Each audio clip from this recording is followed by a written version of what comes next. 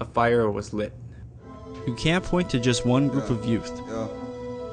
There are many who come and go on the Makahawk Youth Council.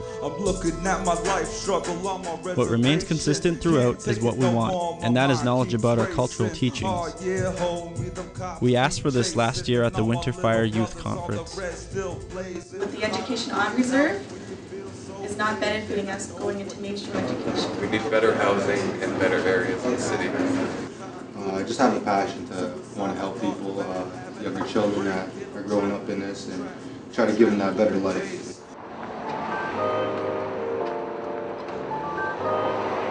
And this year, we had the opportunity to receive those teachings. Back in the days when I was in a daze, a crazed phase concluded my mind losing and not knowing my ways. Too much alcohol and joints blaze. Then you don't go to sleep till that sun goes down, and it becomes a really strong day for you. You begin to go into the purification lodge to let go of the things that are negative within your body.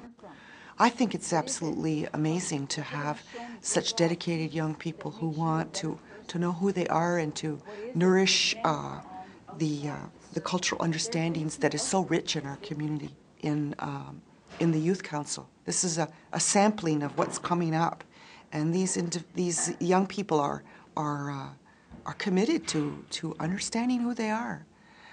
When I was growing up, it was very, very difficult to even talk about being an Indian person, let alone be on a council that promotes the cultural teachings. You know, we've come a long way in a short time. All women are welcome here. Ceremony for the opening of this lodge happened during the spring solstice 2009 and marked the end of a teaching series that we requested called Youth Transitions. These teachings offered us a view of traditional wisdom on entering and leaving the youth stage of life from the perspectives of Ojibwe, Iroquois, and Cree elders. It was a very life-affirming experience for both the youth and the elders. We are no longer in the minority of spiritual people. It's all about putting yourself out there to actually learn the culture instead of hanging out on the street corners and doing nothing. Because I didn't know anything about my culture till maybe a couple of years ago, because there was nobody really to teach me. Or, I grew up right here. Well, this was the first time I've ever been to a teaching, so it's a new experience for me. And if it wasn't for this, I probably never would have been to one. Sometimes you have to go back to being a youth in order to understand, especially the youth of today. It's completely different from where I grew up. Urban young people are not closely connected to the Mother Earth the way I was. Quite frankly, living in an urban center it's a place where you're at high risk. You're at high risk for poverty, for crime, for all kinds of social issues that can evolve in an intensely populated area. And you're at high risk because you're not living in community with clan systems anymore and with family anymore. You're very much isolated. So these teachings being brought into this kind of center are essential. Winds from each of those directions, even before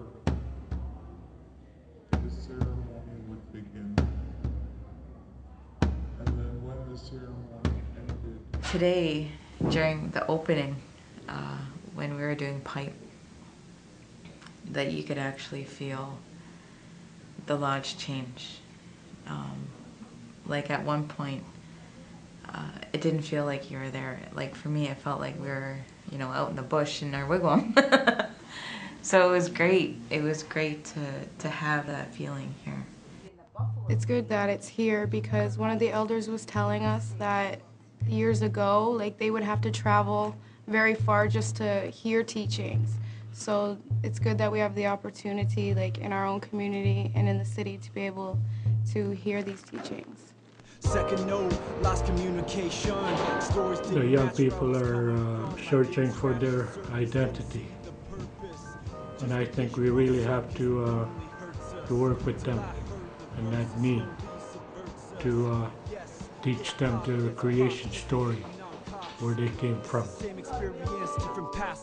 everybody and the other Native youths were saying how they wanted more teachings and more teaching about Natives, because when we go to schools and other stuff, they don't have like the right history, the right teachings and stuff. There's more like, there's Afrocentric and everything like that, but there wasn't anything for us. We are linked to our ancestral lineage, and so youth need to know their linkage to history, to language, to culture, to ceremonies and medicines, because they need to carry that on in this generation. And if they don't have that sense of linkage, they're going to be lost in the world. The Youth Transitions teachings took place over the course of a month, but by the end, everyone was inspired and ready for more. Once a youth listens to an elder and listens to just imagine all the knowledge that's coming to the young person, and that increases their identity of who they are as brothers and sisters. Well, to me, it was just like a little piece of me that I didn't have.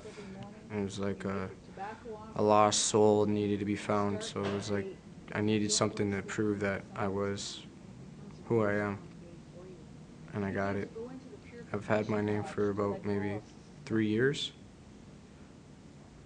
And it's Wiskani, he who carries the light.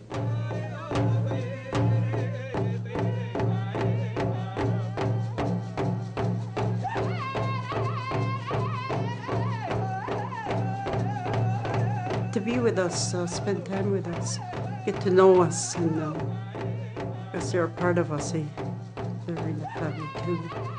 And, we don't push anyone away when we have ceremonies. We bring everybody in. Reflecting on the last month of teachings, we asked youth what message they would want to share with the elders. It's important to hear the teaching from the elders so we can pass it on to the younger ones, as so on and so forth, as they're doing to us, right? We need the knowledge from the elders because they know more than we know, right? So it's always a good thing to have that. Keep coming. Just keep coming back. We need more elders to teach us more different things. My hope is that that key group of young people working with elders will bring everybody back into a position of balance again. They need to work together, and I really hope that our young people will do that.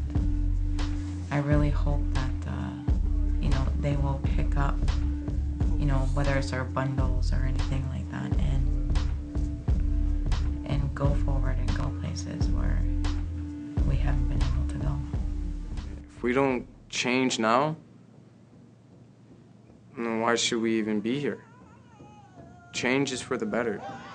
We don't want to stand and go back in time. We want to move forward in life.